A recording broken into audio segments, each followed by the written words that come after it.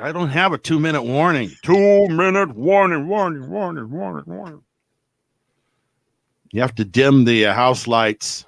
You know? Let everyone know. And in a minute or so, we're going to start the show. You all are welcome to listen to it. I'm going to click live comments because I can. Mm-hmm. Not that it means anything to me, really. No. And there, I can see that there's no live comments yet. No. Is there anybody out there viewing us right now? Not yet. It usually takes a couple of minutes for us to get any viewers. Yeah. I can understand that. When I first go live with my show, like the first night I'm going live, and I don't have any viewers by the first 5 minutes, I'm going to be bummed. You'll have like 300 viewers in the first few minutes because it's just you going live. You've got a huge fan base. Everyone loves Power Breakdown. Yeah, but I'm not announcing that I'm going to be there live. I guess maybe I should. I don't know. I guess I should. I should put on there. I'm going live. Blah blah blah. You should make some sort of announcement. Yeah. I suppose I should. I don't want to though. I just maybe I should just be there alone. Yeah. And if someone shows up, well, there you go. There's my first fan. That sounds like the best idea ever. Because I don't want my current fans seeing something that they're not expecting and then go, man, this really sucks. I can't believe he's doing this, man. What happened to all the breakdowns, man? What happened? What the hell are you doing here? What's with the funny hat, dude? That's an impression of your fans, is it? Yeah, yes. That is an impression of my fans. My fan base. They're all like weird surfer dudes.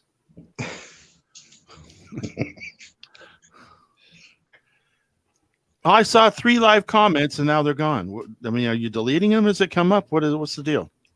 They're all there. People Okay. are in the chat room. We've got 5 viewers, which is pretty good for this early on the show. Thank you for joining us. Welcome to this week's edition of the Squatchable podcast, where we take a look at some of the stories in Bigfoot news. Joining me, as always, from Power Breakdown, soon to be the star of his own brand new show, Phil Pulling. Phil, how are you? Hi there. See, there's some classic Super Soylent stuff right there. And joining us from Superfan Land, Chubbs. Chubbs, how you doing? Oh, I'm doing great. Greetings to all. Good-o. And if you enjoyed being a fan of stuff or Power Breakdown, you may enjoy the badly drawn misadventures of 2 Bigfoot. Head on over to Bigfooting with Keith and Colin on Facebook, where this week we see the return of the black and white 20s style, which everybody missed last week. So I'm going to bring it back. Our first story. Nothing like a classic, I always say. Yeah, lots of people were really sad that I stopped doing it. So I was like, okay, I'll bring it back. But hey, Chubbs, I have a question for you though. Now, Sure. how long did it take you to become a super fan? Because I've been doing this show now for a year now, and I'm still not a super fan. He said I was a super fan. I've been following, I guess, long enough to be a super fan. He's not a super fan of ours. He's a super fan of the 14 slip. Oh, that's what he's a huge fan of. I mean, okay, all right. Well, that kind of explains it then. He's sort of a fan of ours by proxy. Well, that show's been around since 2013. Yep, that's a long time. Very long time. I believe they're going live tonight. So. Oh, yeah, because of the Super Bowl. Oh, yeah, they don't want to interrupt the Super Bowl. Good plan. Mm-hmm. Mm-hmm. So we'll try and keep this wrapped up as quickly as possible so you can all go back and listen to that one. Okay, so our first story comes from the Gazette.com. Do you believe in Bigfoot? There are loads of Bigfoot sightings in Colorado counties. For those of you who have listened to the show know that I used to live in Colorado, and it is my favorite state in the Union. Well, you get a Rocky Mountain High there. Brilliant. But the Bigfoot Field Research Organization has reported that there are at least 126 Bigfoot sightings that have occurred in the state of Colorado, with records that date back to 1972, the most recent sighting being reported in July 2019. Details from these sightings range from the reports of rock-throwing creatures to strange noises and smells, sometimes including photographs of what is believed to be the mysterious beast. Below, you'll find the 7 counties with the most reports of the creature. So, at number 5, Eagle County, number of sightings 6. Last sighting was in 2013, January. El Paso County, number 4, number of sightings 7. The last sighting, though, was in May 2006. Number 3, Cojones County. Cojones County. I'm sorry. That's how it's spelled. I know that you pronounce J as H, and it looks Spanish. Yeah. But okay. It is Spanish. Yes. All right. Then. Number of sightings 8. Last sighting June 2009. Number 2, Larimer County. Number of sightings 8. The last sighting in May 2019. And finally, Lake County. Number of sightings 8. The last sighting in September 2009. Oh, wait, no, there's one more. Park County.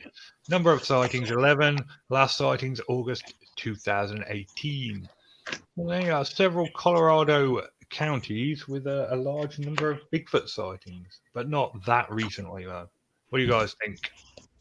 I like the fact that a great deal of those sightings are around a military base. What's Fort... not Laramie. I can't remember the name of the fort, but there's a military base there. A lot of sightings around that particular area for some reason. Do you know what cojones means in English, Richard? Yeah, it's a part of the male anatomy. Oh, okay, good. I was. You had me puzzled. I thought maybe you were not, getting. Okay, and it doesn't matter. A lot of Bigfoot sightings there with Bigfoot cojones. Spanish isn't even my third language, okay? I just spelled it out phonetically in my head. Okay, let me guess. Your second language would be either French or German. No, it'd be Scottish. Ah. I'm fluent in the language of the Scots. Mm-hmm. Okay, well, there you go. There you are. So, yeah, didn't think that was going to happen, did you? No. Do you play the pipes at all? Do I play the pipes? No. Sorry, not for me. No, I actually trained a year with the pipes. You were going to be a bagpiper. I was just doing it because I was a magician and I loved the sound of a bagpipe. And whoa! And I thought.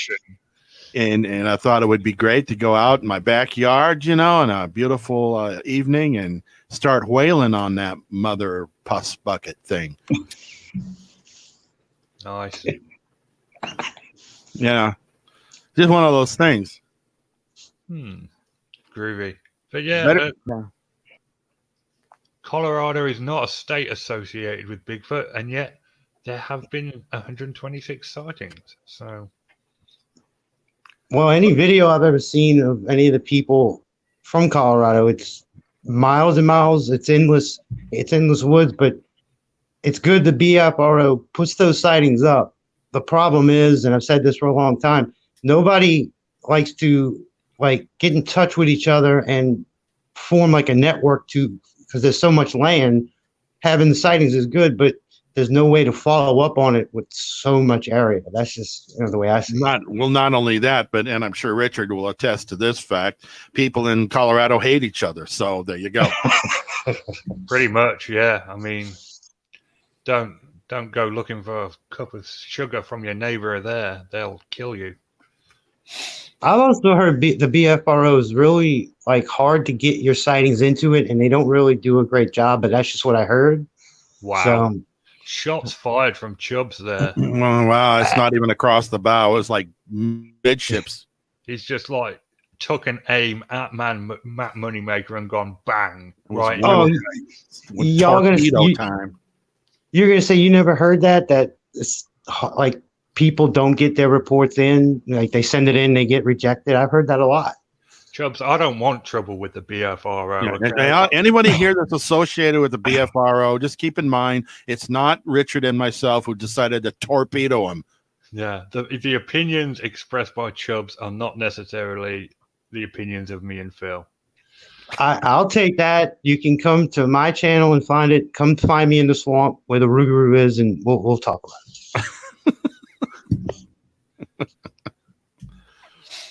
it. The what? The Rougarou, the Cajun werewolf.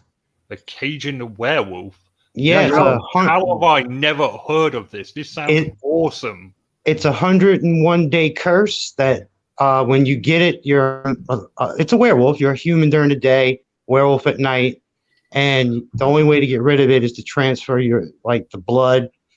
As you know, I'm half French Cajun. It's just the story out here. That's our Bigfoot creature, if you will, out here. I'm in Louisiana. So. A Cajun werewolf. How did I never hear of this? Yeah, look it up. Does it capture you and put you in the jambalaya? Or is it gumbo? No, it eats you. Oh, it just eats you. Doesn't bother cooking you up. No. But the stories go back to the trappers, from centuries. Well, Richard, this is no surprise that you don't know anything about. You didn't know about the werewolf forest in Oregon either. No, I'm pretty ignorant when it comes to werewolf lore. I've got to get onto that, man. I need to, Google this stuff because this is apparently critical need to know information. So, all right, we'll move on to our next story now. After we won't. Commercial break. In the middle of the 20th century in the United States of America, hundreds and hundreds of teenage boys and girls are becoming hopeless dope addicts every year. It's fantastic. You can depend on any drug product that bears the name Rexall.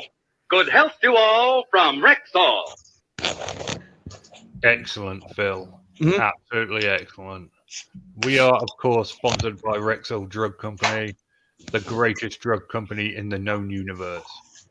Our next story comes from Bellingham Herald. It is apparently there's been another video. We all remember that video a few weeks ago of a dude in a suit walking across a traffic cam.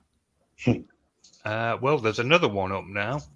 The Washington State Department of Transportation social media accounts have uploaded yet another video of a large figure trudging across the snow. There's definitely something there. You can't deny. You can't say that's pareidolia or, there is definitely a large bipedal figure moving from right to left across your scene in the snow. Yeah. Yep. I don't know what else to say about it other than it happened. Well, it's kind of interesting that somebody set that camera up as if they kind of knew what was going to happen there. Yes. Because that's not a state traffic cam. That's not a Washington the Department of Transportation cam. There's no indicator on the cam, and it's not facing any road. It's facing what looks like a ski slope, which just happens to be right up there at the Snoqualmie Summit. Yeah, and there's skiing areas up there, so it looks like somebody took this thermal camera and decided they were going to go up there and play a little game on everyone.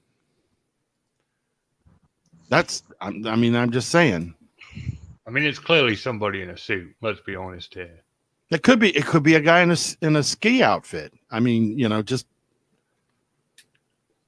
it doesn't even have to be a Bigfoot. It could be some guy with heavy thermal coats and pants on. Yeah. They never do any follow-ups either, I noticed on most of these. So there's no comparisons. There's no any other info. They just put out this one clip, so there's nothing to go on. No, there's nothing to go on. There's just a figure walking across the screen, and you have to make up in your own mind whether you believe it's Bigfoot or not. And the other thing is, it was put up by Washington DOT on their site. Yep. And it wasn't on one of their cameras, and it wasn't on any of our highways. And I'm like, okay, so they're just having a little fun. They're just having a little fun. That's your tax dollars at work right there. Should we pick some potholes, or should we make a fake Bigfoot video? That's money well spent right there.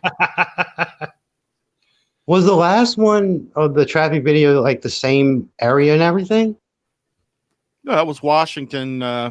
Also on one of the summits. It was up Highway 20. I think it was outside Mount Baker, a different location. I believe you did a video about it. Yeah, I did a video about it, but I can't remember. I think it was Highway 20. Near one of the summits. All right, cute. So, yeah, that was that. Before we move on to our next story, we will just have another quick commercial break. Hey, Joey, I got some stuff you just gotta try. What is it? Pot. You know, marijuana. Come on, smoke it. It's stimulating, mind expanding, safer to use than alcohol, and as much a part of growing up as smoking corn silk behind the back fence. Good health to all from Rexall. Wow, they were indeed visionaries. Mm-hmm. So our next story comes from newsstrip.com. Bigfoot hunter says evidence is there. Famed Sasquatch hunter James Bobo Fay and star of television's Finding Bigfoot made a stop in Starved Rock County Saturday as the keynote speaker during a paranormal symposium at Starved Rock Lodge. Fay, who lives in Eureka, California, spoke of as many hunts that were the focus of his cable channel production that took him and his fellow researchers around the world, even to England, even though there are definitely no Bigfoot here. I believe that there are many more photos and videos which have yet to be released for various reasons, including personal privacy, said Fay. Oh, I hate that line so much. I do. It really irks me. Oh, I've got the best evidence in the world, but I'll never show it to anyone. Ugh. But some Bigfoot... Overwhelming evidence. Yeah. We've all heard that one. It irks me. I hate hearing that. It's like one of the things that triggers me in the Bigfoot community. It's out there. It's out there, man. Yeah, man, it's out there. I know. I've seen it. And they like beer. They do like beer. It's known. Also known as the Yeti, Sasquatch, or the Abominable Snowman. No, Bigfoot is not known as that. Who wrote this? They were a cretin. Bigfoot sightings have been reported most frequently in the Pacific Northwest, Canada, the Himalayan mountains, and many other parts of the US. Yes, the Yeti and Bigfoot are supposed to be different, just so everyone knows. Saturday, Fay said he knows of many sightings of the elusive creature. Oh, man. I'm sorry. It's line 3 keeps blinking. No, just ignore it. Just ignore it. Let's just get on with the story. Just get on with the story. I'm going to ignore it. Fay's Finding Bigfoot was a popular Animal Planet reality-based program that premiered in May 2011. The program followed Fay and other investigators in search of evidence proving the existence of Bigfoot. The series finale and the 100th episode was released on May 27, 2018. Among those in attendance in the lodge presentation was 21-year-old Lily Knapp, no relation of Joliet, who brought up the symposium by her grandfather, Joe Ambrosich. I was a fan of the Finding Bigfoot show and have always been intrigued by paranormal stories of the creature, Lily said. Bobo's talk here today was fun and interesting. I enjoyed the personal side of stories about his hunts, and it would be cool to see a Sasquatch maybe someday. Damn it.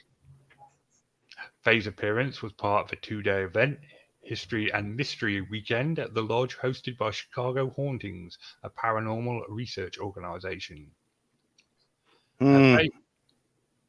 Fay said his television program may reappear in the near future. We are in talks about it, he said. Asked about what he tells skeptics about the reality of Bigfoot, Faye jokingly said, "Beat it." He quickly added, "The evidence is there." You know, this line 3, somebody's really determined because this is like the fourth time. Get it over with. Just do your bit. Okay, hold on. Okay, line 3, you're on Squatchable. I was really hoping that you would pick up because I miss you a lot. And, Amy? Amy? I'm sorry that I'm crying right now, but I'm drunk and, I miss you so much. I miss you too, Amy. You found a new perfect girl for you. Well, I wouldn't say she's, perfect. But I miss you so much. Yeah, you already said that. And I can't say that I love you because that's a huge ass word. But Oh, that's a huge word, yeah. I miss you a lot. And, Me too. you were one of my best friends. And, We're still friends. there's a lot of alcohol in my system right now. No kidding. Because I miss you so much. Listen, I'm doing a show right now. I hope you don't. I'm doing it. Okay. Are you proud of yourself, Phil? I had to get rid of this. I figured, I didn't know. I kind of suspected it might be, but you got to check.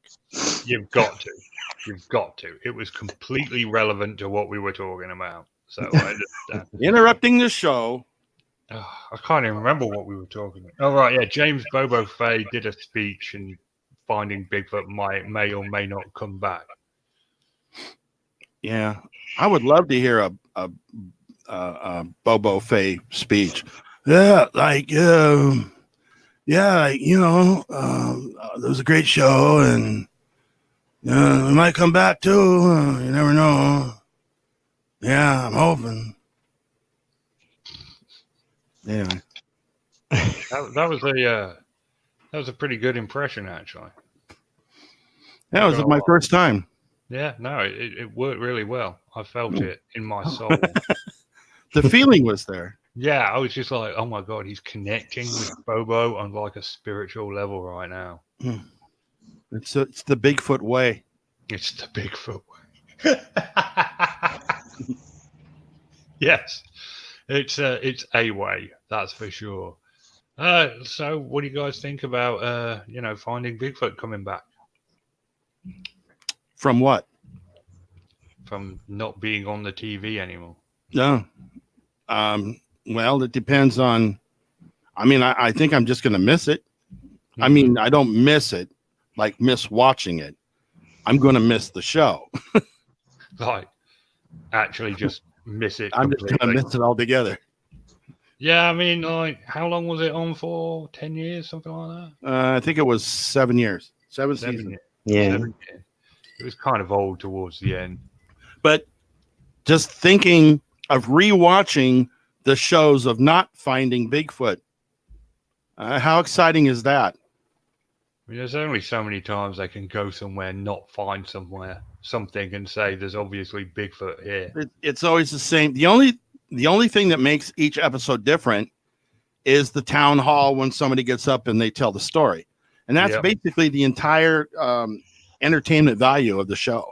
Is just listening to people say, I was driving around like Highway 30, and this thingy came out, and man, it was big.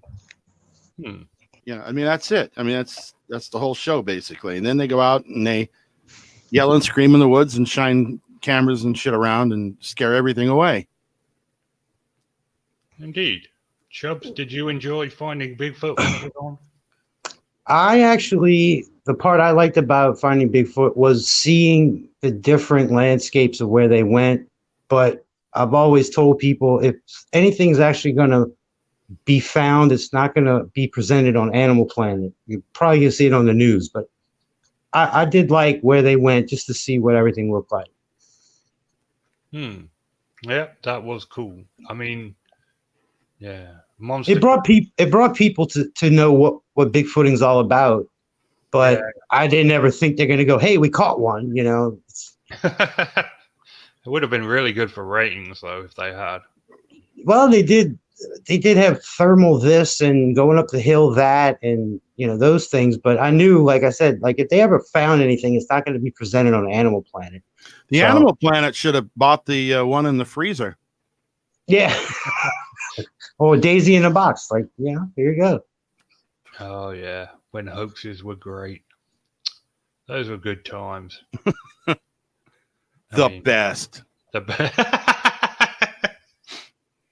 But maybe the show should have been called something else, maybe, instead of finding Bigfoot, maybe searching for Bigfoot, because that's what they were doing. Or the quest for Bigfoot, something like that. Right. We've been finding Bigfoot asterisks. Mm-hmm. Bigfoot not actually found, but and now a word from our sponsor. Yes. More coffee, Tom? No, thanks, dear. Try one of these Geno's pizza rolls, Brad. They're great. Okay. It's a nice party, Mrs. Clark. I see your husband didn't like your coffee. I beg your pardon. I'm Mrs. Johnson. You should try my coffee. Look, I don't know who you are or how you got into my house, but you take your coffee and leave, okay? What's that? Beats me. Do you like the pizza rolls? Wild. They taste like cheeseburgers. And these taste like chili burgers, and then over here I have ham and cheese. You seem to have everything, Mrs. Clark. Ever think you had bad breath, too? No, but you do. You can depend on any drug product that bears the name Rexall. Brilliant. I don't think I'll ever get tired of our little Rexall. I know I won't. Rexall Drug Company are just the best, dedicated individuals to making the world a better place. Visit them soon.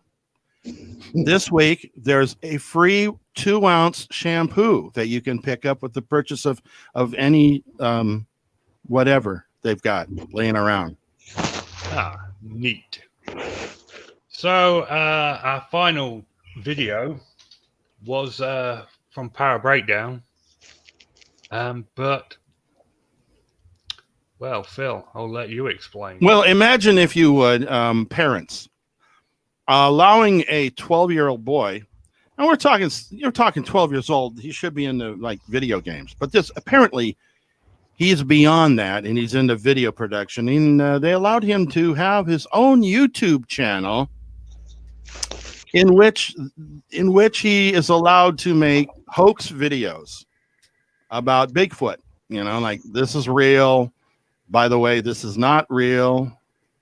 And then I stumble upon it and break it down and show that, that the Bigfoot calls that is recorded in the woods. I had no idea the kid was 12. I had no idea who owned this channel. It was just another channel to me.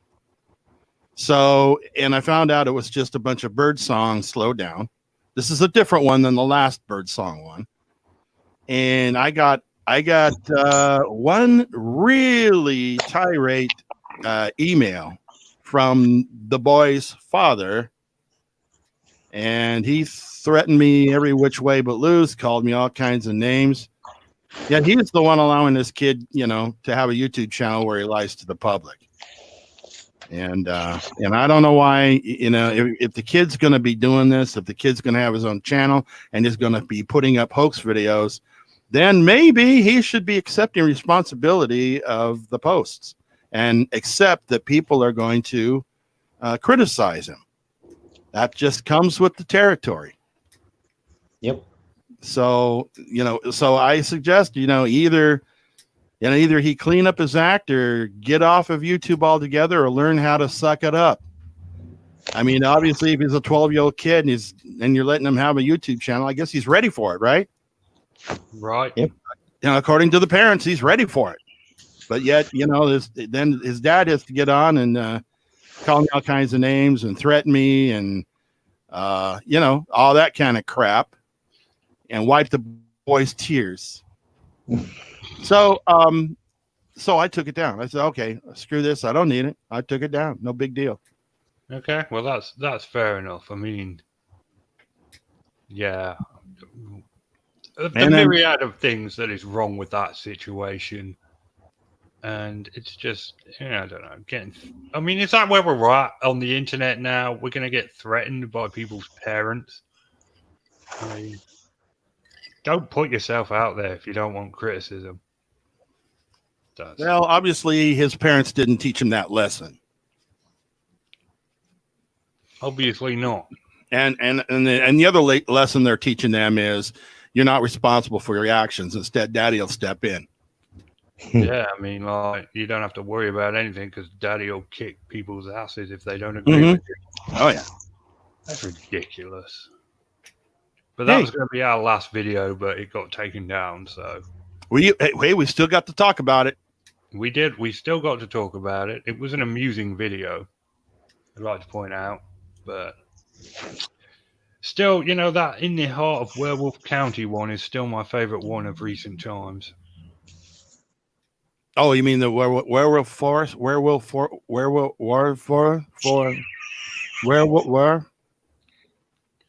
wolf? Forest? I don't know. I'm still like mind blown about this Cajun werewolf thing. I'm going to be Googling that. Yeah, the Rougarou or Louparou. I mean, he's just not a normal werewolf. He's also Cajun. So he's got that Louisiana drool, like. That's I right. can't do the accent, but imagine his howl is all like Louisianan.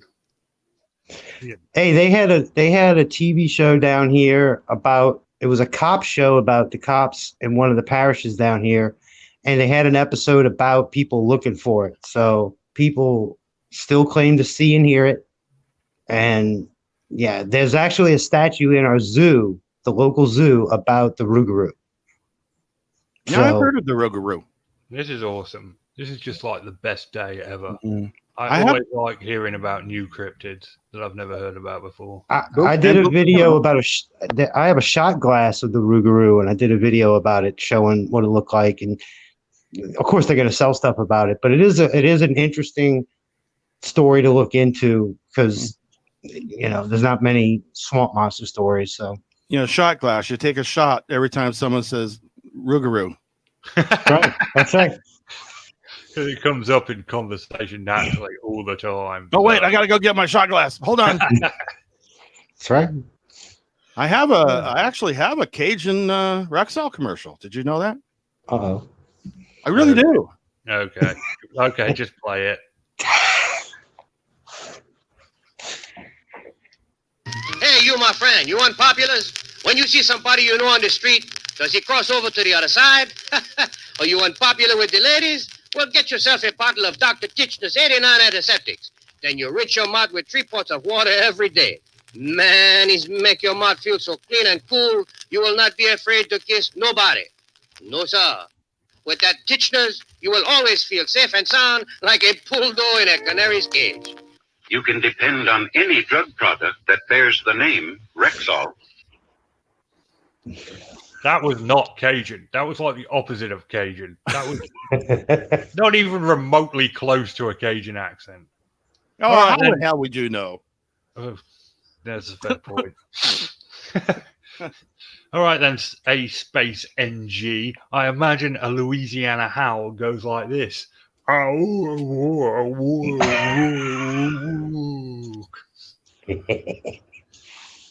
goes like this. Hello there. Yeah, that works better. That works better. Yeah. I can't do the accent at all. So, but you know what? I took a stab. I can tell y'all from having relatives that live out there. They say things like "mon ami, cher." They like. Oh yeah. They still talk that way. My family talks that way. Mm-hmm. Mm-hmm. So, but I don't know how the howl would go. But we'll give it a shot, Chubbs. I mean, out of the three of us, no, I'm sure.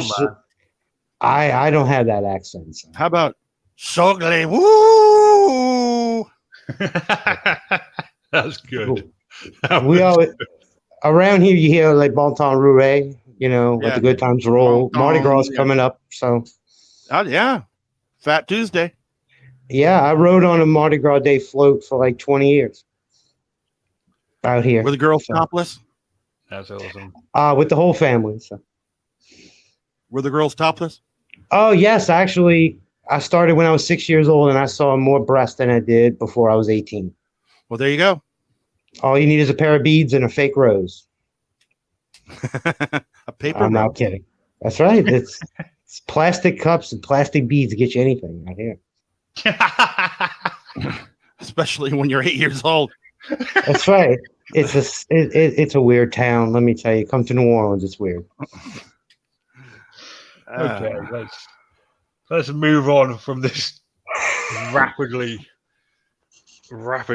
sexist conversation. Phil, I believe you have an outro for us this week. Okay, well, no, this is just an experiment because we're looking for like a theme song.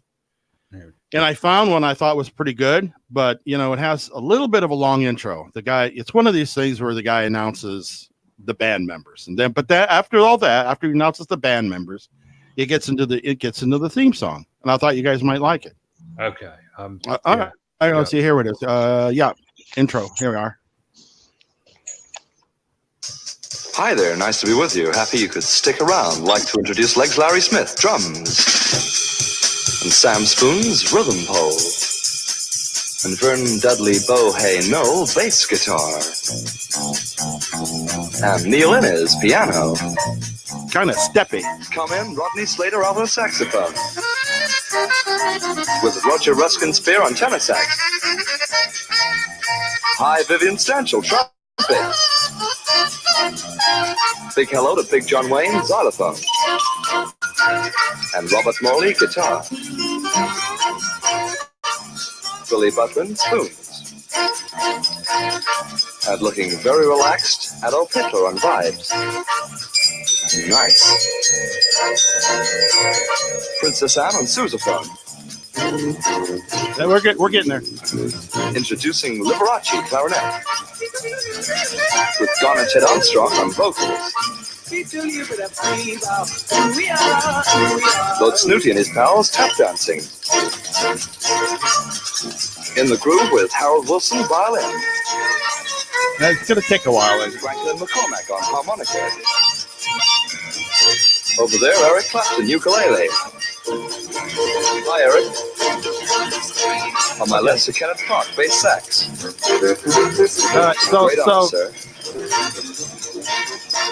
Okay, it's getting a little bit long. On Vox Humana. Nice to see Incredible Shrinking Man on euphonium. Drop out with Peter Scott on duck call. Okay, and that's it for us, I guess. Hearing from you later, Casanova. That's it. Digging General the call. The intro's a little long. Yeah. Really wild, General. Thank you, sir. It's Roy Rogers on trigger. Tune in Wild Man of Borneo on bongos. Okay, guys. All right. Let's just go ahead and I didn't realize that the intro was that long. Well, you didn't disappoint, Phil. That was awesome. Okay, we will return. So, you got any breakdowns coming out this week? Well, I'm working on a new show. Oh, yes. Yes. And it's going to be a kind of a solo act thing. It's going to be like what this show is. It's going to be live. And it's going to be called, what did I say we're going to call this thing? Midnight Oasis? Midnight at the Oasis. The musings of Phil Pulling. And the musings of myself, Tiki Man. And I'm going to have tiki drinks here. And I'll even have recipes for the drinks as I am consuming them, So, it's going to be interesting. I'm just going to be rambling, kind of a rambling kind of guy. It's going to be the musings of Phil Pulling, ladies and gentlemen. Formerly Power Breakdown, formerly Super Soylent. He's going to return. Midnight at the Oasis. In the form of a muser. So, that'll be fun. I don't know about you guys, but I'm waiting for that. And I'm looking forward to it because that's going to be awesome. Chubbs, have you got anything coming out on your channel that we need to plug?